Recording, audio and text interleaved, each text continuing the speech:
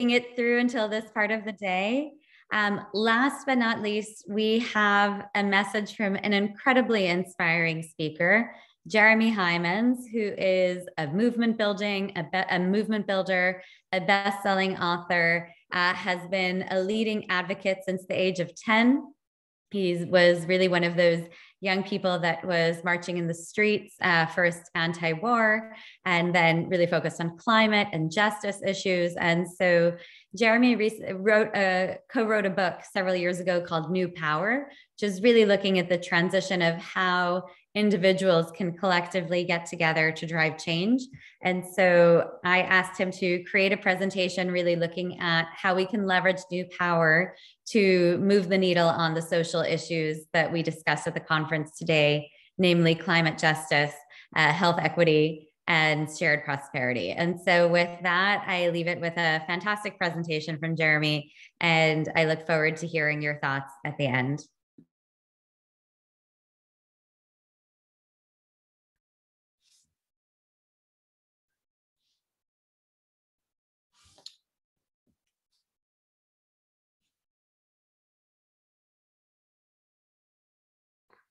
Hello, this is Jeremy Heimans. I'm the CEO of Purpose and the co-author of New Power. And I'm really happy to be with you all today remotely. I know we're all remote for this conference, and a big fan of what you're doing over at Rutgers. So excited to see how the conference goes. So today we're going to spend some time talking about New Power. And I'm going to kind of talk you through this concept. We're going to start by kind of contextualizing it with some examples of the environment that we're in right now.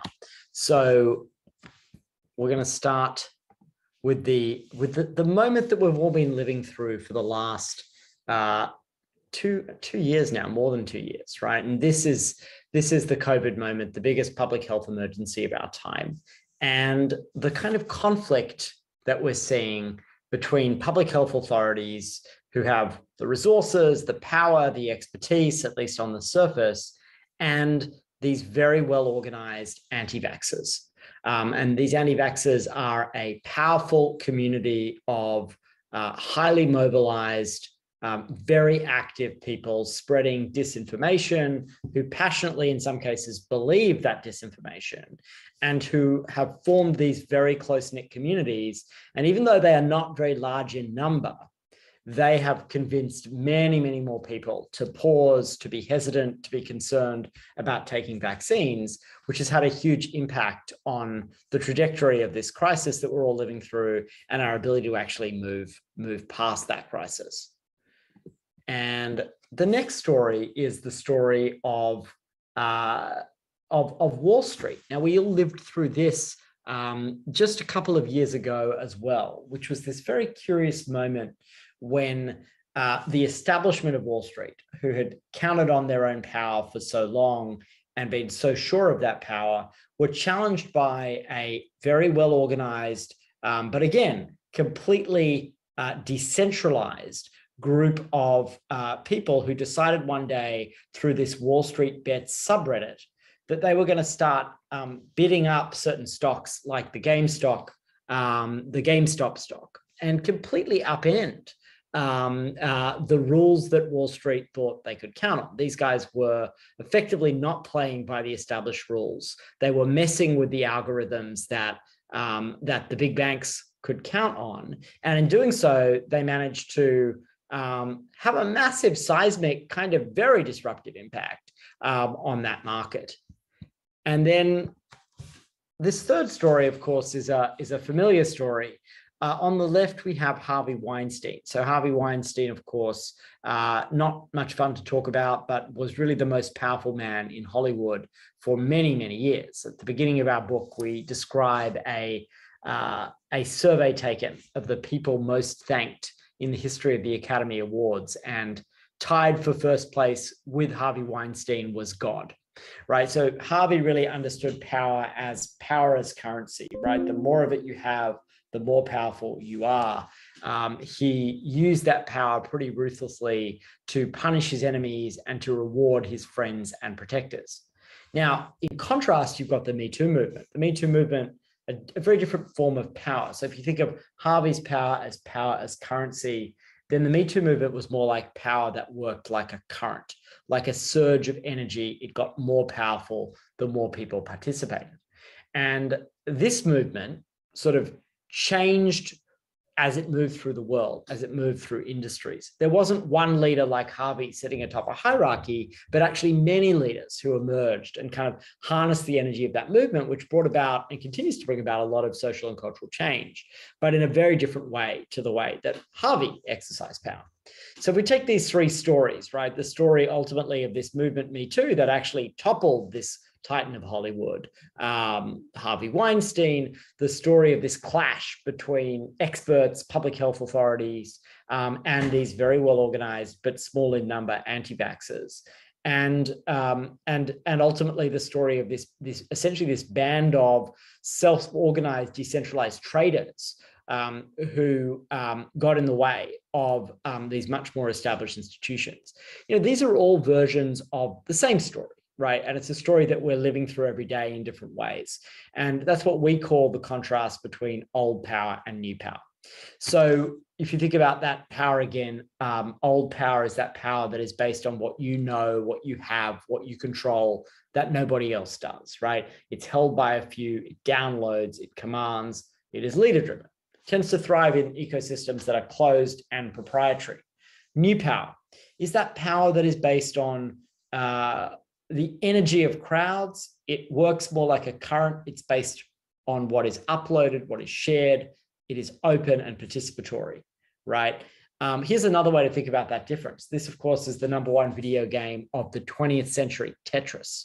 Tetris, of course, by the way, funny anecdote about Tetris is that it was actually invented by the Russians. So the conspiracy theory is that this was used to distract a generation of Americans during the Cold War, as it probably did.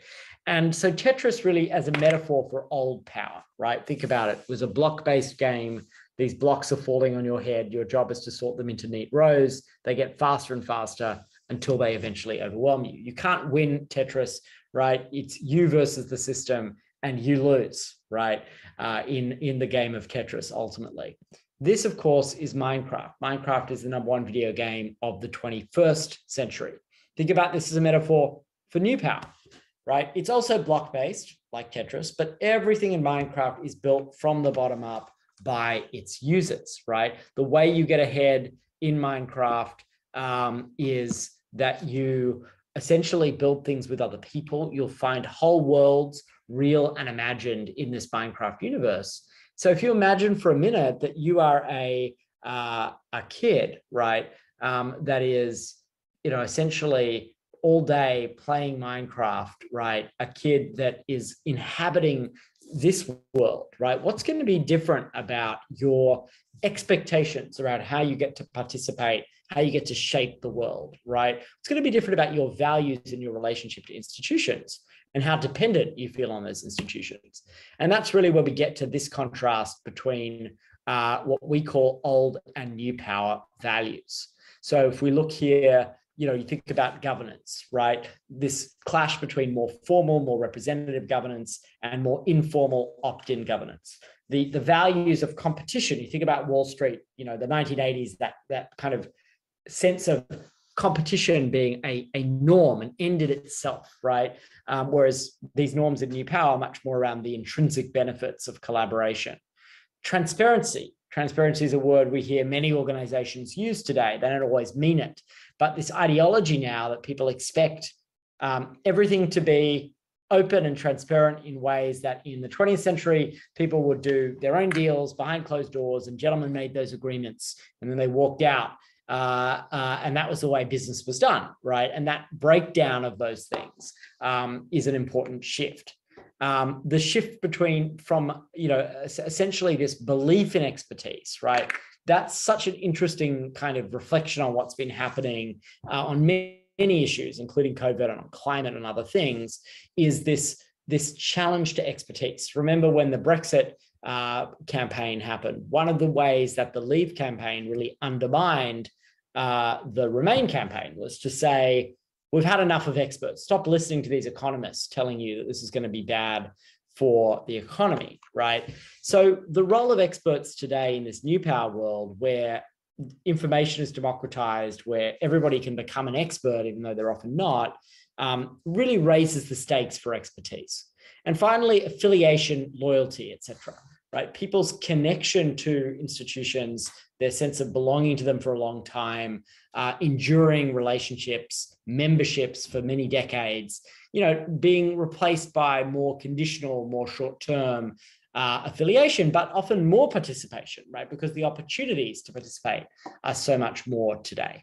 So, one important reflection on this is that, and I think this is a really important point to note and to land, is that this is not a normative argument. We're not saying new power good, old power bad, right? There are lots of circumstances in which we actually would prefer or need or want to use old power models and values, right? My co-author Henry Timms had an appendectomy, his appendix out not long before our book came out, and we joked that the last thing he wanted was some new power, on his for his appendix surgery, right? He wanted a professional, an expert who had done it, many, many thousands of times before.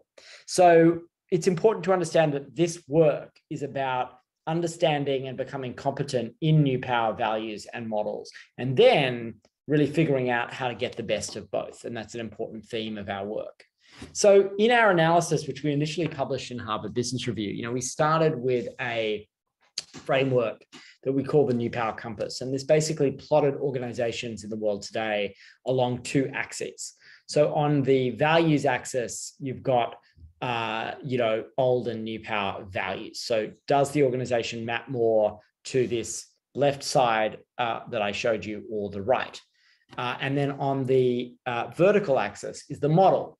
Is the core operating model, if you like, the business model, the fuel of that organization, right, more based on kind of Tetris dynamics, capture, control, exclusivity, command, or is it more based on Minecraft dynamics, right? Upload, participation, collaboration, etc. So let's take a very quick tour of this compass. So if we start with the bottom left quadrant, we've got we've got the castles, right? Old power values, old power models. These are the institutions that have generally kind of ruled the world, right, over for a long time. And most of our big social institutions are still run in that way. Now, it might be worth drawing out Apple as a bit of an outlier, right? So Apple is a castle. Why is it a castle? It's a technology company. Well, the important thing to note is that being proficient in technology, using technology does not make you new power, right? There are lots of people using technology in profoundly old power ways, right? Apple, of course, is a company where the kind of principal ideology is that the product designer in California knows what we need before we know we need it, right? And every time a new product kind of descends from the heaven, we buy it. Our relationship with Apple is really more one of worship, right, than one of participation. If we go to the bottom right quadrant, these are the cheerleaders. So old power models, but new power values creeping in. These are often old institutions that are in some kind of transition. So in the corporate space, we often cite Unilever as an example of this, right? In the sense that they are still fundamentally an old power business model. It's a CPG company. It makes stuff, we buy it. But in its values, it's become much more transparent about its operations, its supply chain. It's become this kind of interesting activist company across a range of issues, really inviting its own employees and its own consumers in this quite new way. We go to the top right quadrant. These are the crowds. So these are the new power model, new power values. And I think it's worth drawing out kind of two different archetypes here. So in the top right, you've got movements like Black Lives Matter, like Me Too, which we discussed earlier. These are really decentralized, leaderful movements. They are not institutions, right? You cannot knock on the door of a Black Lives Matter and say, I want to speak to the head of it. And it's interesting the way society tries to turn those leaderless or leaderful movements into more traditional movements. They try to find a leader that they can attach to, right? That's happened with Greta Thunberg on climate. Her movement is actually much more like Black Lives Matter than it is like Greenpeace, right? It's not institutionalized. And Greta is actually one of many, many leaders, even though she is kind of a key figurehead and a galvanizing figure in that movement. And then, of course, the other archetype in the crowds quadrant are more institutional, but still new power models like Wikipedia, right? It's clearly a new power model. It depends on our participation, and it exhibits new power values and, a commitment to participation. I think the interesting thing is, if we think about those top right movements, so much of the social change we need to have happen is going to require effective alliances between old power institutions and the folks in that top right, because the folks in the top right are where a lot of the energy is. It's where social change and social ideas are evolving quickly, but those things by definition are not going to be necessarily well equipped to take those ideas and push them through, for example, a legislative process. So that's where we need that kind of alliance or relay between old and new power forces. And then we get the top left quadrant. Of course, these are the co-opters. So these are maybe the most interesting and most dangerous actors in the world today. So these are the models that have really thrived on new power, right? Think about a Facebook. It got to scale through these massive network effects. So all of our billions of people uploading our content, sharing, etc. And yet, right, that model has also become incredibly extractive. Their values are very old power. They've closed up and they've locked in that monopoly position in many ways, or at least they've tried. I think the vulnerability of the co-opters is, if you live by new power, you're at risk of dying by it too. You are dependent on those crowds and their allegiance to you. So a question for all of you after this session is really to think about where you think your own organization, or the organization that you feel closest to or care most about, fits on this framework. And a second question I would ask is, where do you think it fits now? But also, where do you want it to be in 5 years' time, right? That, to me, is the question for a lot of organizations. Think about where you want that journey what you want that journey to look like. So I want to talk you through now a few implications of this work and of this thinking that I hope are relevant to the conference and to what you're all doing out in the world as change makers. I think the first thing I would say is, whether you like it or not, I think it's clear that the future is going to be a battle over who can mobilize best. Whether you are climate scientists against the climate deniers, whether you are public health officials against anti-vaxxers, or look what we're seeing right now in Ukraine. What's so fascinating about that is that, the Russians have brute force on their side, but their capacity to mobilize has been incredibly weak.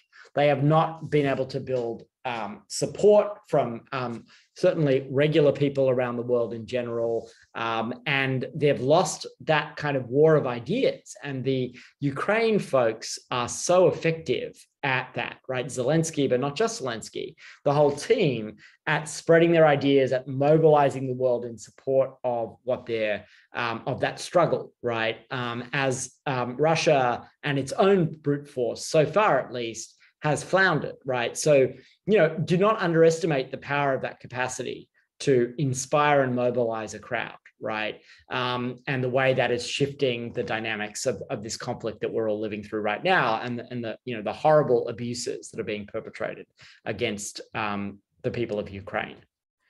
Beware the platform strongman. I think in an interesting way, Putin, our comment about Putin used to always be how, when people ask where Putin fit into this framework, because we have a kind of overlay of this framework for leaders, was like, well, Putin is kind of new power.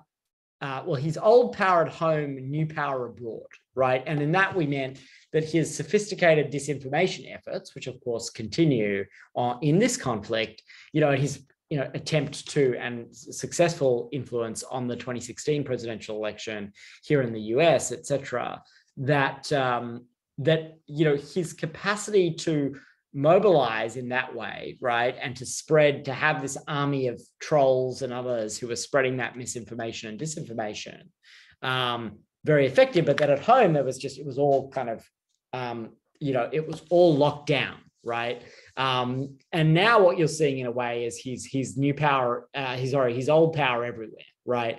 Now, Trump, I think one of the things that made Trump dangerous was his combination of old power values that appeal to authoritarianism, to that strongman ethos, but his command of new power, his ability to mobilize, his ability to generate that intensity, and the way he used social media to do this, right? We call that the platform strongman, that the strongman who is using the platform as actually an arm of his strategy, right? And so in a way, Putin's failure to mobilize his army of bots and trolls so far is part of why he's been less effective in this context.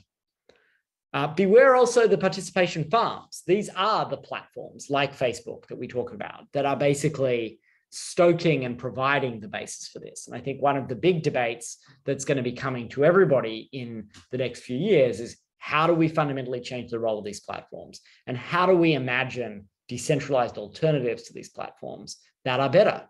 And I would say that no matter what issue you're working on, whether it's climate or health equity or inequality or whatever it is, also focus on this question of reimagining the role of these platforms and imagining a better internet, right? Because it is fundamental to everything that we're all doing. Another implication or piece of advice I would really give is think about how to put mission above brand. And what I mean by that really is, I think about the example of my co-author Henry's Giving Tuesday. So he co-founded this initiative, and this initiative really was so interesting because he was running a very big institution when he had the idea for Giving Tuesday. And he kind of went to the board of that institution and said, oh, I've got this great idea. And his board came back and said, great, where does our logo go? Does it go between Giving and Tuesday? Now, if that had played out that way and it had been branded the organization that Henry was running, it would have come to nothing, right? Because it would have crowded out the agency of everybody else, right? And so what was so clever about the design of Giving Tuesday was the way that it crowded in everybody's participation. You could take it, you could make it your own, you could adapt it. And there was both some provision of resources at the center of that movement to make it easy for everybody to get involved in a sense that you were part of something bigger, but also critically this sense of extensibility, right? That you could make it your own. The next big lesson is really that the most effective actors are blending old and new power. So when we worked with Mike Bloomberg's team on the creation of Everytown for gun safety, we were really looking at the NRA and their model. So the NRA, very effective, unfortunately, at combining both this kind of fearsome old power brand. They would use their money and their voice, and they would create this kind of what we call return on fear. And at the same time, they had an incredible grassroots movement. And the NRA is now, I think, a lot weaker because some of that mystique, that old power mystique has been punctured. And the Everytown effort is really about, again, combining old and new power, building an institution with credibility that could come to be seen as a real counterforce to the NRA on the gun safety side of the issue, but also building a movement that is now many millions of people. And it's something that we did at Purpose that I think really tries to bring those two things together. And another thing we've been working on at Purpose is on COVID. And this has been a really fascinating experiment where we got together with the United Nations. We kind of blended old and new power together. And the reason we did that was at the beginning of COVID, it was clear that COVID was not just a pandemic, it was also, as Dr. Tedros put it, an infodemic. And that the information environment around COVID was sort of a huge hindrance to the public health strategy and interventions. So what we realized was we needed to promote and disseminate authoritative, what we called verified information. The initiative is called Verified. But that if we just published the latest WHO fact sheet, no one would read it, right? So we repackaged that information. We asked ordinary people to share it with their friends and family. We made it really compelling. We used trusted messengers, right? So we trained, for example, a group of amazing scientists, trying to democratize expertise, as we mentioned earlier, but we trained them in how to use TikTok and how to become really powerful narrators of the process of creating COVID vaccines. And that proved to be incredibly effective as a strategy versus more traditional public health communication. So we've done studies that have shown that content, we called it Team Halo, was actually much more effective at moving people toward vaccine confidence. So that marriage of old and new power, right? We took the authoritative information, legitimacy, relationships of the UN system, and we combined it with, trusted messengers in the formats that people really trust today. So think about strategies like that marry those two dynamics. And, another thing I think we've learned a lot from our work is that your most effective allies are often those that you don't always agree with, right? And in this kind of current hyperpolarized context, it's often easy to forget that. Some of the work that I'm most proud of that we've done at Purpose is on climate, and specifically this example where this was the lead up to the COP that Poland was hosting a few years back. We realized that in order to shift the dynamics of climate in Poland, who had been a key blocker on climate in Europe, we needed to not go to the people who already agreed that climate change was a problem, but actually go to the people that were most conservative, but most influential on that government. And that was conservative Catholics. So we really created and worked with many people within Poland to build a kind of movement of conservative Catholics, using the scriptures of the Polish Pope, John Paul II, and embedding that, right, in a strategy that regular people in Poland who were conservative, who did not see climate through a kind of progressive frame, could really get behind. And it resulted in sermons and many, many millions of people being exposed to a very different frame on climate change in Poland and elsewhere that was really in language that they could relate to and connect to. And that work, similar strategies have been deployed all over the world. In Delhi, we really took the issue of climate change and reframed it as a public health crisis, not as an environmental issue, because that, was the more compelling way to frame it and the way to make people actually connect to the lives of, mums who are worried about their kids going to school with, their lungs full of pollution.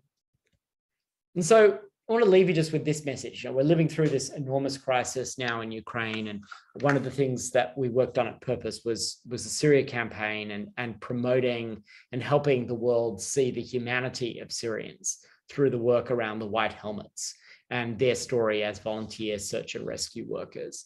And so I'm very much reminded of that now as we think about the Ukraine moment. And I think our obligation, I think if we look at the last, Henry and I first published this work on New Power, and now it's almost 7 years ago. And, it was a more optimistic time back then. And I think we all felt more optimistic about New Power. And so many of the examples of New Power that are most prominent in all of our minds, right, are actually examples that I think are pretty nefarious uses of these, of these new tools and this mindset. So I think it's incumbent upon people like you, people at this conference, to actually use New Power in these ways that will actually help the least powerful, and think about how you can do that. So thank you so much for watching, and very much look forward to hearing the kind of conversation and dialogue that springs out of this. Thanks so much, everybody.